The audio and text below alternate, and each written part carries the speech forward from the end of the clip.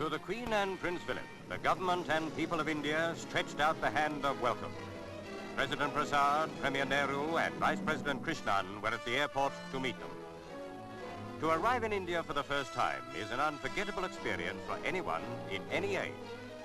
How much more so for the Queen, for whom the magic of air travel in a few hours translated the January gloom of London into the tropical brilliance of New Delhi.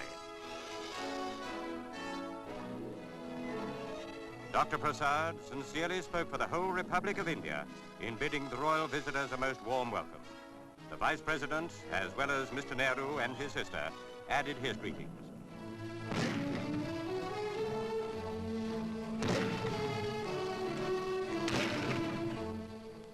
To peoples not understanding the Commonwealth, it must have seemed a paradox that the Republic of India, no longer owing allegiance to the crown, should yet so wholeheartedly welcome the sovereign.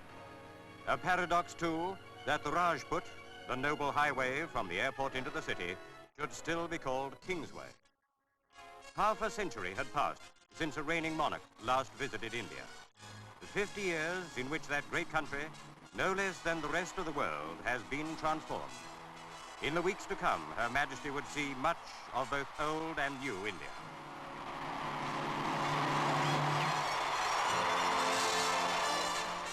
The Queen rode in Dr. Prasad's car with the picturesque presidential bodyguard in escort.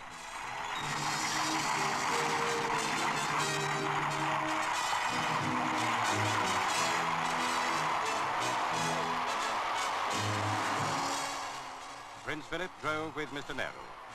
The Indian Premier remembers in what high esteem the Duke's uncle, Earl Mountbatten, held Mahatma Gandhi, at whose shrine, a very sacred place to all Indians, the Queen and her husband put on velvet sandals, the custom observed by all foreign visitors to the tomb of the prophet of independent India.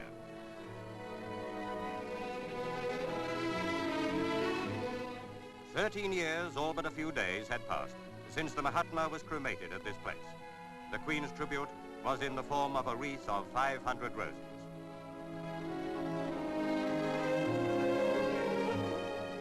Mrs Pandit's simple and affecting tribute was that of a personal disciple of Mahatma Gandhi.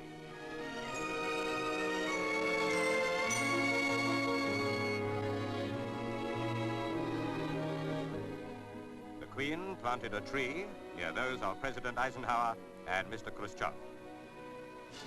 Jaipur, capital of Rajasthan, lay only a short flight from Delhi. Here, the Queen and Duke would be moving among scenes recalling the princely states.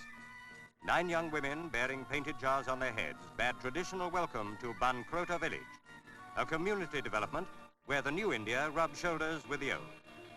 The offering of tiny lights on a copper tray by ladies of the Maharaja's family was another part of the ritual greeting.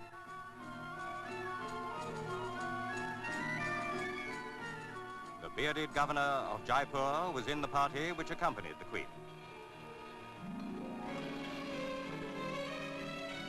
After that gracious reception, the Queen went to see the practical side of the Bankrota project, inaugurating the water supply. While modernizing the country, India is in no hurry to abolish the old ways unnecessarily. The Queen saw corn being ground by the chalky grinding wheel. Who knows for how many centuries villagers have employed this method? Her Majesty and the Duke admired the handsomely attired bullocks, which were used to drag the Maharaja's chariots.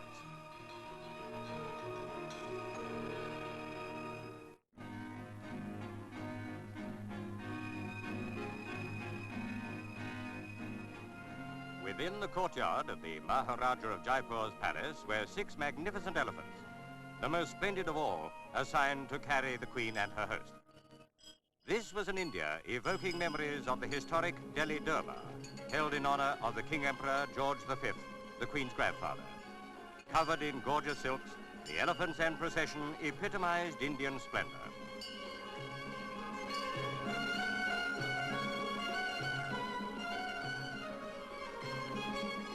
It must have been an amusing experience. Certainly no royal visit to the subcontinent could have been complete without an elephant ride. There remained the beautiful Rajput welcome to the palace, at which the Queen and Duke received the tilak mark, the lightly touched vermilion dab on the forehead. Somehow, it symbolizes the courtesy and graciousness of Indians towards their guests. Already, Her Majesty had seen many fascinating sides of Indian life.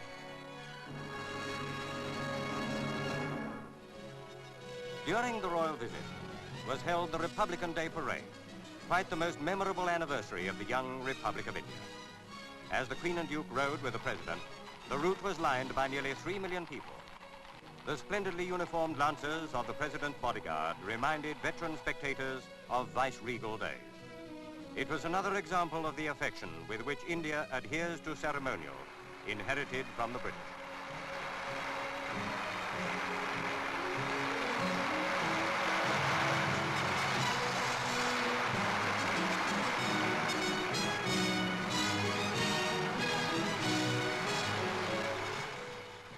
A proud day this for every Indian, and surely the proudest man of all was Dr. Prasad, the 76-year-old head of the Republic for which he labored and suffered during so much of his political life.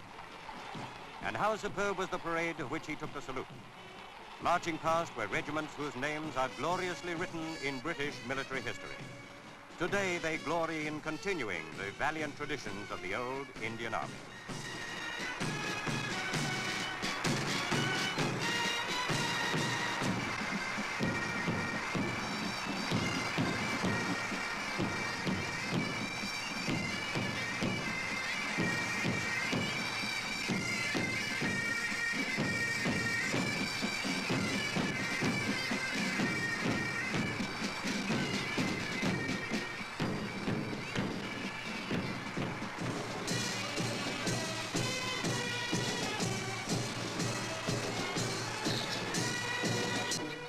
Girls of the St. John Ambulance Brigade were not to be outdone in smartness by the men.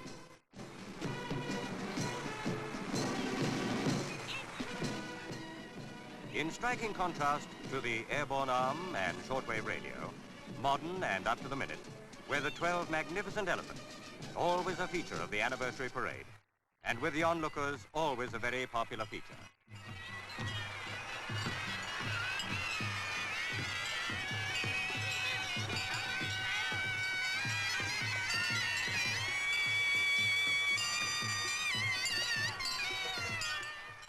The state of Madras contributed a float representing a juggernaut temple chariot.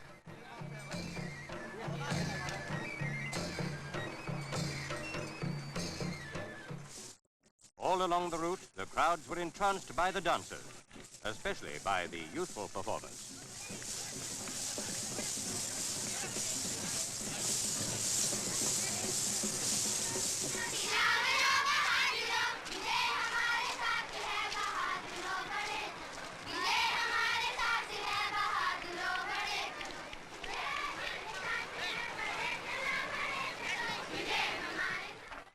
So this virile republic celebrated its 11th anniversary. India seems to be emerging as the most civilizing influence in Asia, a power for peace in a world of conflict.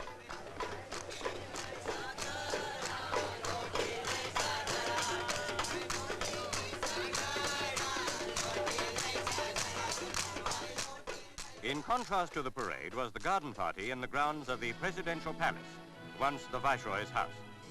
Lord Morrison, who was lecturing in India, was among the 7,000 guests. Here in the Mughal Gardens, representatives of many walks of life in India met the royal visitors.